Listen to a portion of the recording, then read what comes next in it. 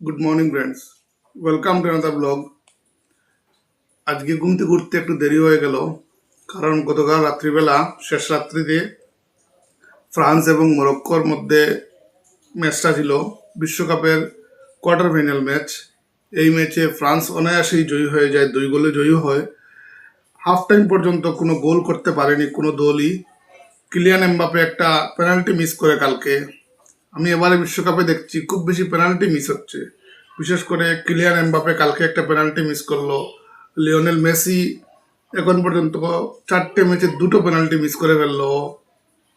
সে যাই হোক, ফার্স্ট হাফে কোনো গোল হয়নি, সেকেন্ড হাফে কিন্তু অনায়াসে 2টো গোল করে নেয় ফ্রান্স।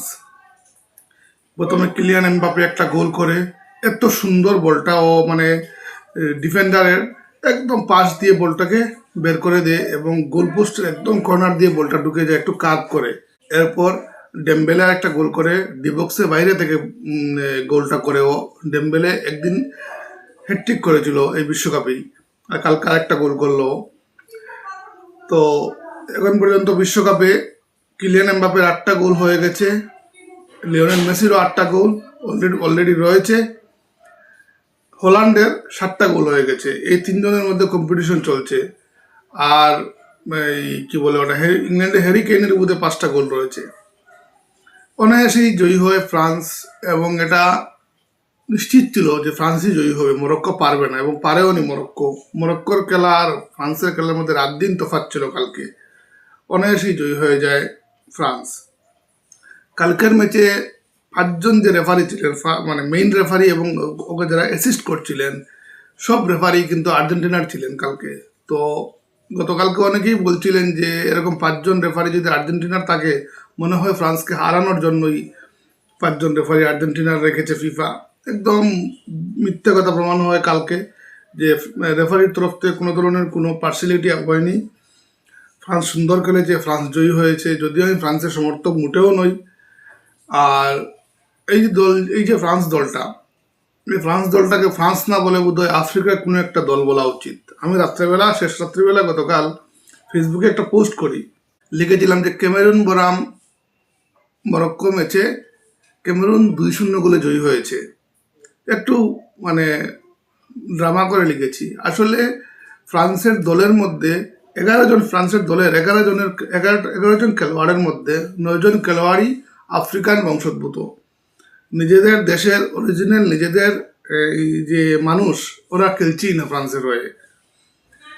জানি না কেন ফ্রান্সে। আমি সেই দিন কালকে একটা ফ্রান্সের রাজধানী এই প্যারিসের একটা ভিডিও দেখছিলাম। প্যারিসে প্রচুর আফ্রিকান মানুষ থাকে। প্যারিস তো দেখতে সুন্দর, আইফেল টাওয়ার এগুলো রয়েছে, মোনালিসার পেন্টিংয়ের জায়গাও আইফেল টাওয়ার, খুব সুন্দর জায়গা প্যারিস। আর ফ্রান্সে আসলে কিন্তু প্রচুর আফ্রিকান বংশোদ্ভূত মানুষ রয়েছে, তাই হয়তো বেরিয়ে এসেছে এরা। তবে ফ্রান্স দল ভালো খেলে, কিলিয়ান এমবাপে ভালো খেলে, ডেম্বেলে ভালো খেলে, ওলিসে ভালো খেলে, তারপর আরও আছে কিছু খেলোয়াড় খুবই ভালো খেলে। ফ্রান্স দল টক্কর হবে। আর্জেন্টিনা ফ্রান্স ফাইনাল হওয়ার চান্স খুবই বেশি এবারের বিশ্বকাপে। আবারও দেখা যাক কে জয়ী হয়। আজকে আবার একটা সেমিফাইনাল কোয়ার্টার ফাইনাল ম্যাচ রয়েছে, কার কার মধ্যে ম্যাচ রয়েছে ঠিক মনে করতে পারছি না। আজকেরটাও দেখতে হবে। আর তো ম্যাচ নেই, 7-8টা ম্যাচ রয়েছে। 7টা ম্যাচ কি, 3টে কোয়ার্টার ফাইনাল, 2টো সেমিফাইনাল, একটা ফাইনাল, হলো কটা 6টা ম্যাচ, আর একটা থার্ড পজিশনের বোধহয় ম্যাচ। থার্ড পজিশনের ম্যাচ তো কোনো ধরনের কোনো দেখা না দেখা এক জিনিস। 5 জুলাই 2026-এর আনন্দমেলা সংস্করণটা আজকে আমার কাছে এসেছে। গল্প, ছবি উপেন্দ্র কিশোর। এতে গল্প রয়েছে সোনালী ঈগল রাখি নাথ কর্মকারের লেখা, ডিম গৌরীশঙ্কর গঙ্গোপাধ্যায়ের লেখা, লাস্ট ওভার সন্দীপ চৌধুরীর লেখা, বিচিত্রা চলতে পারা বইয়ের কথা আশিস পাঠক লিখেছেন, পরিবেশ আদৌ কি বর্ষা সুজীব করের লেখা, নিয়মিত বিভাগ কিছু রয়েছে, আমার ইচ্ছে মতো, আমার কুইজ, ফারাক্কোজো, সুদোকু, শব্দসন্ধান, নিজের হাতে, খুদে প্রতিভা, আমার স্কুল, যা হয়েছে যা হবে, নতুন খেলা, সুস্মিতা নাথের লেখা ধারাবাহিক উপন্যাস রহস্যঘেরা সে রাত, খেলাধুলাতে রয়েছে শুভজিৎ নন্দীর লেখা মন জয়ের নায়ক, কার কথা বুঝতে পারছি না। ছোট ছোট খেলা, চন্দন রুদ্রর লেখা, সম্পাদক সায়ম বন্দ্যোপাধ্যায়। আনন্দমেলাটা সেই আগের মতো হয় না, মোটেও হয় না। পড়ুন বাপ্পা রায়ের নতুন কমিক্স পেন ড্রাইভের সন্ধানে, কাহিনী ও ছবি সুযোগ বন্দ্যোপাধ্যায়। চোখ রাখুন আরও সাহিত্যের কমিক্স বিভাগে। এই যে প্রচ্ছদ কাহিনীতে রয়েছে গল্প, ছবি উপেন্দ্র কিশোর, এক অনন্য বাঙালি উপেন্দ্র কিশোর রায়চৌধুরী। যেমন দুর্দান্ত ছিল তার লেখা, তেমন তার আঁকা, তেমনই আবার তার ফটোগ্রাফিও। প্রপৌত্র সন্দীপ রায় তাকে নিয়ে লিখেছেন স্মৃতিচিত্র। আর উপেন্দ্র কিশোরের লেখা একটি গল্প নিয়ে সম্প্রিয়া বন্দ্যোপাধ্যায় তৈরি করেছেন আকর্ষক এক চিত্রকাহিনী।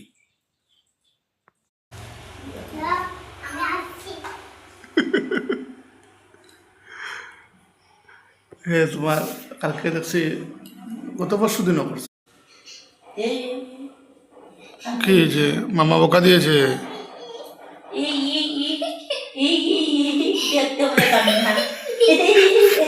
এটা হাসি কান্না, এটা হাসি কান্না মিক্স না ভাই, পড়াশোনা করে তারে বোকা দিও না।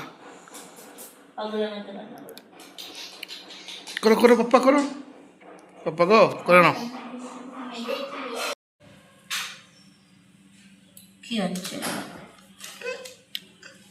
তুমি খালি ভিডিও করে এর মানে এক টান মারতে আর ওই না না, আস্তে আস্তে করো বাবা, পারবে, করো আস্তে তুমি আস্তে দেখো করো। না এটার দিকে তাকাও না, করো আস্তে আস্তে করো। এরকম ওই যে এই জায়গাটা একটু উপর দিকে উঠেছে পারবে বাবা, আস্তে আস্তে করো, চিৎকার দিও না, আস্তে আস্তে তারা করতে দিও।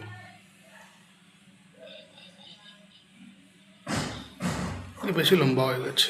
এটাই দেখো, একটু ব্যান্ড থাকে তো, এরকম থাকে একটু, এই জায়গাটা একটু এরকম করবে, এরকম একটু একটু কার্ভ করে করো, একটু এরকম এরকম এরকম করো, কার্ভ করে করো। করো এটা আবার করো। পারবে না কেন, তুমি সব পারবে, দেখবে সুন্দর হয়ে যাবে। করো একটু এরকম ব্যান্ড করবে একটু এই জায়গাটা, এখান থেকে এরকম তাইলে একবার করতো, ও না চাই না, আর করতো না, ওদিকে মুখ দিকে।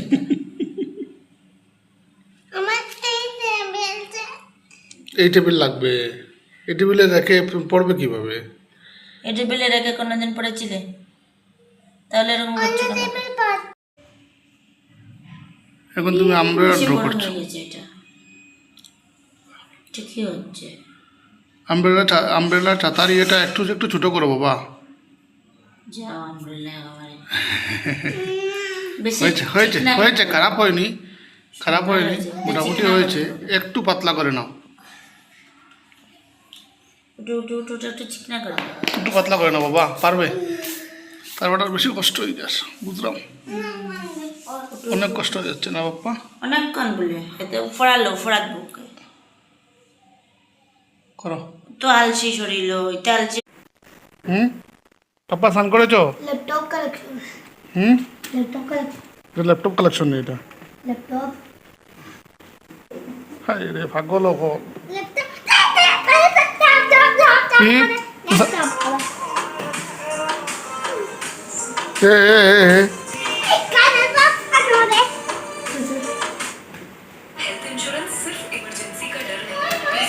এ অবস্থা দেখো কোনো।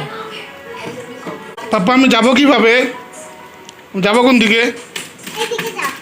কেন এইদিকে যাবো? হ্যাঁ হ্যাঁ।